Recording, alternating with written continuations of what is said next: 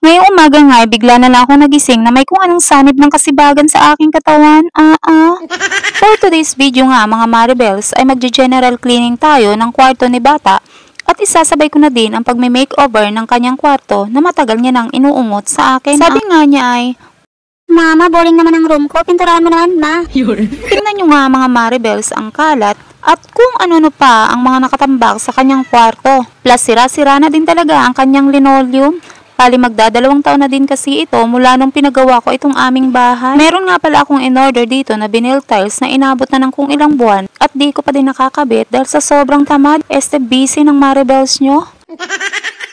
Sakto naman na walang pasok ngayon kaya si Bata muna ang bantay sa aming munting kabuhayan. Wow. Marunong naman siya magtinda at isa pa, kitang-kita ko naman ang tindahan mula dito sa aking kinakatayuan. Kinakatayuan talaga. Sinimulan ko nga ang paglilinis sa paglabas-pasok paglalabas ng mga gamit na nakatambak dahil uunahin ko muna ang pagpipintura bago ko ikabit ang vinyl tiles. At habang wala nga bumibili ay tinulungan na din ako ni Bata sa paglalabas ng mga gamit. Total naman ay siyang pasimuno ng lahat ng ito. Hakot doon, hakot dito nga ang ginawa naming mag-ina. Magandang bonding nga din pala ito para sa aming dalawa. Fast forward nga tayo mga Maribels dahil baka naman mainip kayo. Ewan ko nga ba pero naaaliw talaga ako manood ng mga linis serye ng mga nanay. Gustong gusto ko manood lalo na kapag nagme-makeover o nagdi-DIY sila ng kanilang mga gamit sa bahay. Para din kasi akong sinasaniban ng sipag kapag nakakapanood ako ng mga ganito.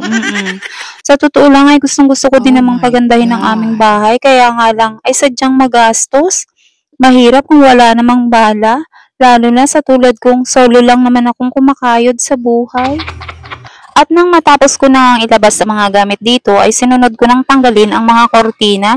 Sa wakas ay okay na at kitang-kita nyo naman mga Maribels ang oil sa aking face at naku siguradong pawis pati kilikili ko niyan. Isinunod ko na nga ang pagtanggal ng linoleum dito. Ewan ko ba ang bilis namang masira ng linoleum na ito kaya naman napagdesisyonan ko na vinyl tiles na lang ang aking ikabit. At dito nga ay nagtatawanan kami ng aking anak dahil huli na nang maisipan naming sindihan ang aming electric fan.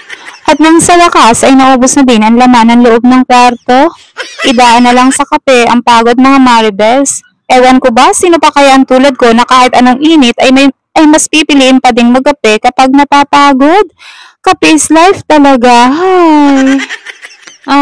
So hanggang dito na lang muna mga Maribels dahil pagod na din ang mare nyo.